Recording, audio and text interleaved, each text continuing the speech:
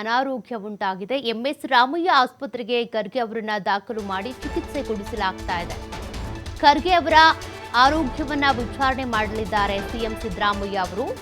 ಆಸ್ಪತ್ರೆಗೆ ತೆರಳಿ ಆರೋಗ್ಯ ವಿಚಾರಿಸಲಿದ್ದಾರೆ ಸಿಎಂ ಸಿದ್ದರಾಮಯ್ಯ.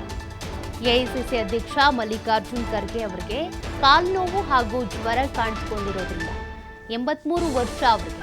ಆದರೂ ಆಕ್ಟಿವ್ ಆಗಿ ಎಲ್ಲ ಕಡೆ ಓಡಾಡ್ತಾರೆ. ಸಭೆ ಸಮಾರಂಭ ಸಮಾವೇಶ ರ್ಯಾಲಿಗಳು ಪ್ರಚಾರ ಅಂತೇಳಿ ಅನಾರೋಗ್ಯ ಉಂಟಾಗಿದೆ. ಜ್ವರ ಹಾಗೂ ಕಾಲ್ನೋವು ಇರೋದ್ರಿಂದ ಎಂಎಸ್ ರಾಮಯ್ಯ ಆಸ್ಪತ್ರೆಗೆ ಅವರನ್ನ ದಾಖಲು ಮಾಡಲಾಗಿದೆ.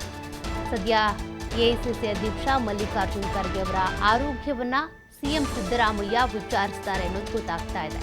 ಆಸ್ಪತ್ರೆಗೆ ತೆರಳಿ ಆರೋಗ್ಯ ವಿಚಾರಿಸಲಿದ್ದಾರೆ ಸಿಎಂ ಸಿದ್ದರಾಮಯ್ಯ. ಎಐಸಿಸಿ ಅಧ್ಯಕ್ಷರಾಗಿರುವಂತಹ ಮಲ್ಲಿಕಾರ್ಜುನ್ ಖರ್ಗೆ ಅವರ ಆರೋಗ್ಯದಲ್ಲಿ ಸ್ವಲ್ಪ ಏರುಪೇರು, ಅಂದರೆ ಜ್ವರ, ಕಾಲ್ನೋವು, 83 ವರ್ಷ, ವಯೋಸಹಜವಾಗಿ ಬರುವಂಥ ಅನಾರೋಗ್ಯ, ಇದೆಲ್ಲವೂ ಕೂಡ ಸದ್ಯ ಅವರನ್ನು ಎಂಎಸ್ ರಾಮಯ್ಯ ಆಸ್ಪತ್ರೆಗೆ ದಾಖಲು ಮಾಡಲಾಗಿದೆ.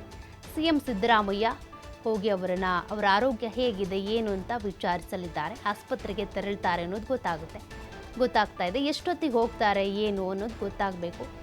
ಸದ್ಯ ವೈದ್ಯರು ಕೂಡ ಅವರ ವೈದ್ಯಕೀಯ ತಪಾಸಣೆಯ ನಂತರ ಅವರ ಆರೋಗ್ಯ ಹೇಗಿದೆ, ಟ್ರೀಟ್ಮೆಂಟ್ ಹೇಗೆ ನಡೀತಾ ಇದೆ ಅನ್ನೋದ್ರ ಬಗ್ಗೆ ಕೂಡ ಒಂದು ಹೆಲ್ತ್ ಬುಲೆಟಿನನ್ನು ರಿಲೀಸ್ ಮಾಡಬಹುದು ಅನಿಸುತ್ತೆ. ಜ್ವರ, ಕಾಲ್ನೋವು ಇರೋದ್ರಿಂದ ವಯೋಸಹಜವಾಗಿ ಪ್ರತಿಯೊಬ್ಬರಿಗೂ ಕೂಡ ಕಾಣಿಸ್ಕೊಳ್ಳುವಂಥ ಅನಾರೋಗ್ಯ ಇದು.